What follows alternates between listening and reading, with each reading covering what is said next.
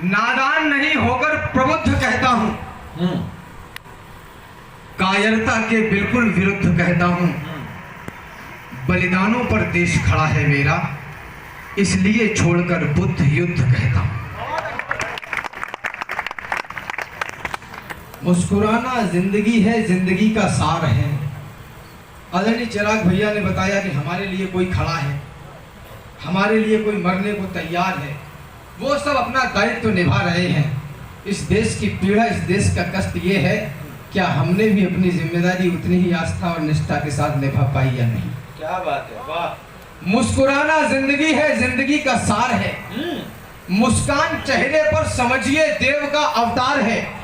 गोद में बच्चा अगर थोड़ी सी भी मुस्कान दे, मुस्कान पर इंसान क्या भगवान अपनी जान दे। पुष्प ना मुस्काए तो उपवन भला किस काम का, मुस्कुराहट के सिवा जीवन है केवल नाम का। आपके जैसे ही मैं भी खिलखिलाकर हंस रहा था और ठहाकों के मधुर आनंद में भी धस रहा था। मुझको भी दुनिया सुनहरी रूप सी लग रही थी और चारों ओर खुशियों की प्रभाती जग रही थी। फिर अचानक एक माँ आई बिलखती मोद में और वह निश्चित एक बच्चा लिए थी गोद में। बाल बिखराए अभागन लग रही थी रूप से, देह काली पड़ गई थी चिलचिलाती धूप से। सूखे अधरों पर कई नमकीन आंसू गिर रहे थे, फूल से होठों पे घावों की दरारें कर रहे थे। पूछ बैठा माँ बताओ किस लिए रोती हो तुम, आनंद के माहौल में आहों को क्यों बोती हो तुम। एक टक देखा मुझे फिर पलट कर जाने लगी और तबे स्वर में वो वंदे मातरम गाने लगी। हाँ विधाता मैं अभागा, ये नहीं क्यों जान पाया पुत्र कैसा हूँ जो भारत माँ को ना पहचान। इन दिनों देश में बड़ी धर्म की बात हो रही है, इस पर कोई बोलना नहीं चाहता। टीआरपी कम हो जाती है। पूरी जिम्मेदारी के साथ बात कहना चाहता हूँ। धर्म के सुंदर घटों को तोड़ करके कौन आया? केवल नारे लगाने से काम नहीं चलेगा। धर्म के सुंदर घटों को तोड़ करके कौन आया? भेड़ियों के भाव से गठजोड़ करके कौन आया? हम अधर्मी साधुओं को गालियां देते रहे पर बेटियों को आश्रमों में छोड़ करके कौन आया? भूल बैठे वेद और भजने लगे शैतान को और हम ही गालियां देते दिखे भगवान को। वेद के वेदत्व को भी जानकर जाना नहीं और ऋषियों का कहा भी मानकर माना नहीं। 4 वेद 18 पुराण जिस धर्म के आधार हैं और स्वयं भगवान विष्णु जिसके पालनहार हैं। 33 कोटि देवता रक्षार्थ है जिस धर्म के। पितरों ने जिसको रास्ते दिखलाए हैं सत्कर्म के। जिस धर्म में हो दान भक्ति और क्षमा का चाव हो, जिस धर्म में हो शील मर्यादा समर्पण भाव हो, जिस धर्म में आराधना वरदान पर भारी पड़े, भक्त वत्सल भक्त के सन्मुखों गिरधारी खड़े, उस धर्म को हमने भुलाया व्यर्थ की अभाव में और ईश्वर ढूंढते पाए गए बाबाओं में। अंतिम बंद रख के मुझे विदा करे और जिम्मेदार बात के साथ विदा होना चाहता हूं। धर्म को हमने भुलाया व्यर्थ की अभाव में और ईश्वर ढूंढते पाए गए बाबाओं में।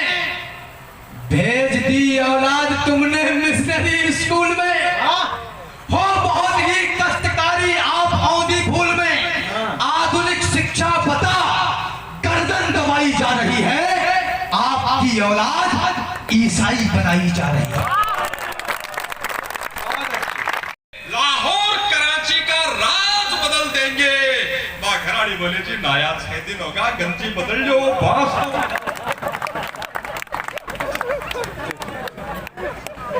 अब ठीक है चिराग नहीं, अब बीपी नॉर्मल हो गया हमारा। तो पर तब जिस दौर में चिराग जैसे कवि, ये चिराग जैन जी को हम सुनेंगे, राम बधावर 22-23 साल में, ये उम्र जीवन के मीठे सपनों की होती है। 4 पंक्तियां आपकी ओर से सौंपता हूं कि चिराग भाई की अगवानी में कि राम तुम्हारा भी दिल करता होगा, तुम्हारा भी दिल करता होगा कि लिखूं कलियों और बहारों पर, सावन के उन झूलों पर, नदिया के किनारों पर। अगली 2 पंक्तियां आपके मन तक पहुंचे तो बताना।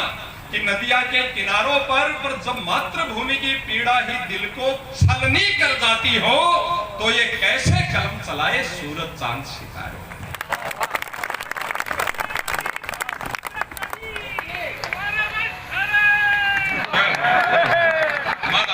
मेरो तो असली फैन तो अठिन बैठो। ओहो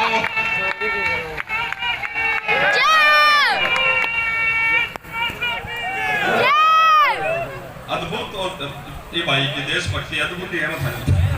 ओ बा कविता दो ही लिखी बा पहले मैं थाने बताइए।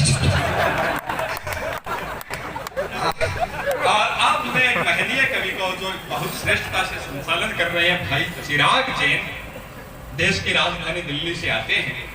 हास्य से आपके हृदय को प्रफुल्लित करते हैं, गुदगुदाते हैं, आपके माथे पर मस्ती का चंदन करते हैं।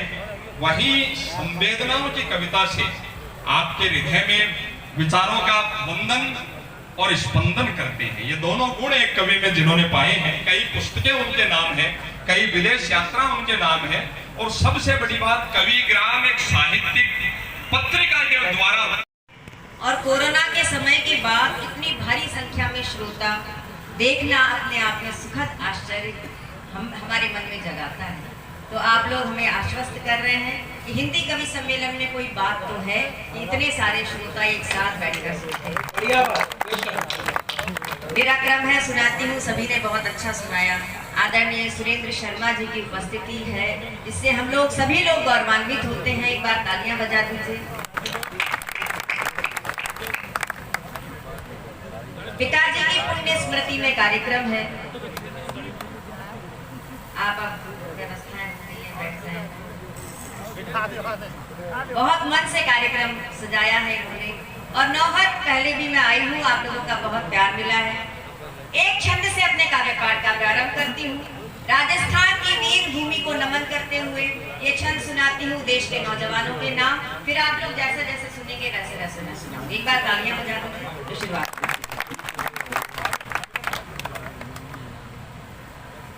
कि भारत के नौजवानों भारत की पुकारती है, भेदभाव छोड़कर साथ साथ आइए। कि भारत के नौजवानों भारती पुकारती है, भेदभाव छोड़कर साथ साथ आइए। दांव पे लगी है फिर भारती की लाज, आज सिंहनाद कर सोए राष्ट्र को जगाइए।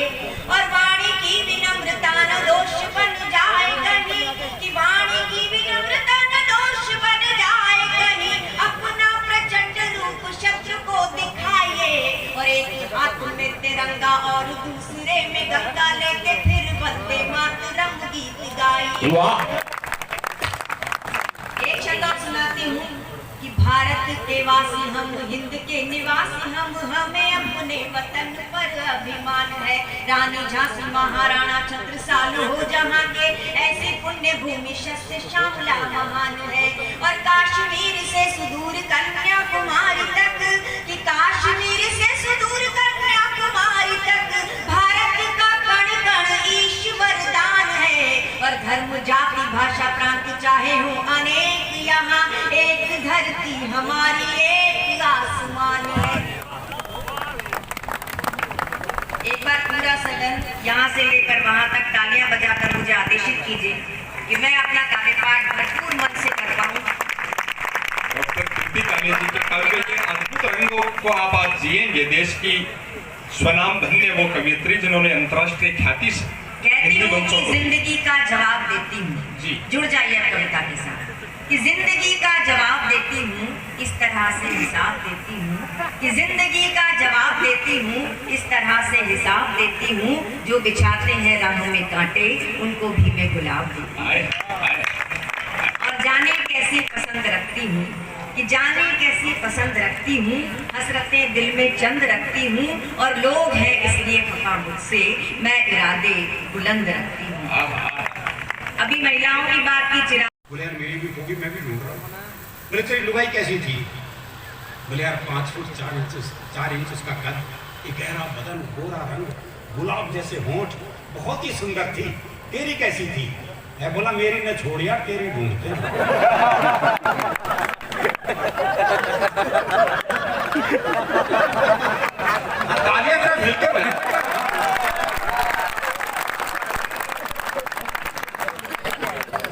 इनके लिए बोलो।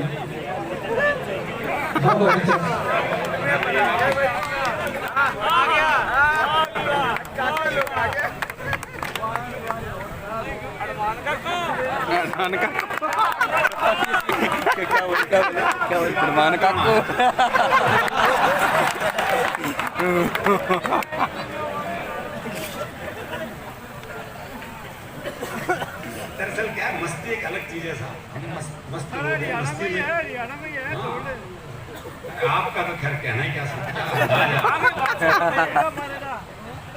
ठीक है, नहीं तो अपने आप को मुगल आजम हमें नारकली समझ रहे हो। लेटे हुए हैं साहब, कमर में दर्द है। मैं कहाँ था, प्रेम का मामला चल रहा था। लुगाई हो गई थी भाई साहब। हाँ, लुगाई तो मिल गई, अब किसी मिले। हाँ, बतेरी हाँ, एक बथेरी और क्या। वो तो यहाँ बोल रहे हैं। संबंध विच्छेद के लिए बड़ी बड़ी बात नहीं चाहिए, बहुत सामान्य बात पे रहता है। वो प्रेमी ने प्रेमिका को जैसी सीने से लगाया तो प्रेमिका बोली, तेरा दिल बड़ा कुरकुरा सा है। अरे बोले, दिल कुरकुरा कौन है, तेरा बीड़ी का बंडल तोड़ दिया।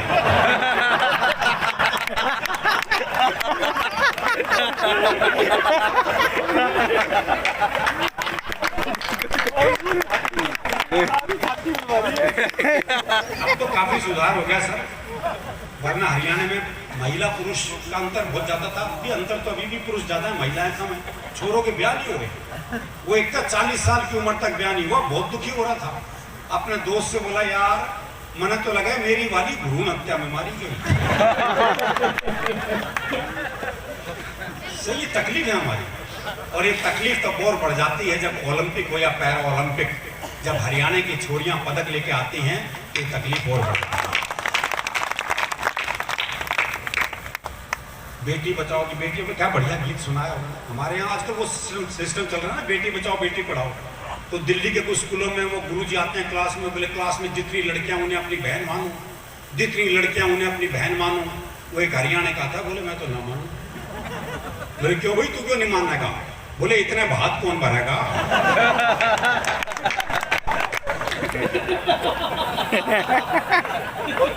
बात उसकी जायज है।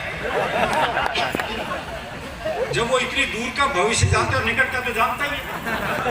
वो क्लास में टीचर ने सवाल कर दिया, बोले मैंने तुझे थप्पड़ मारा, इसका भविष्य काल बता।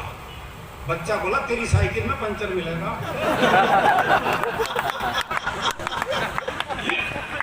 बच्चे कमाल है। वो आजकल हर एक स्कूल में योग टीचर लग गए। वो दिल्ली में एक योग टीचर बच्चों को योग सिखा रहा था। बोले बच्चों सीधे लेट जाओ, बच्चे सीधे लेट गए। बोले अपने पैरों से साइकिल चलाओ। वो सारे साइकिल चलाने लगे। एक पढ़ा रहा अपने हरियाणा का मस्त है, बोले तू साइकिल क्यों नहीं चला रहा? बोला मेरी साइकिल ढलान पे है।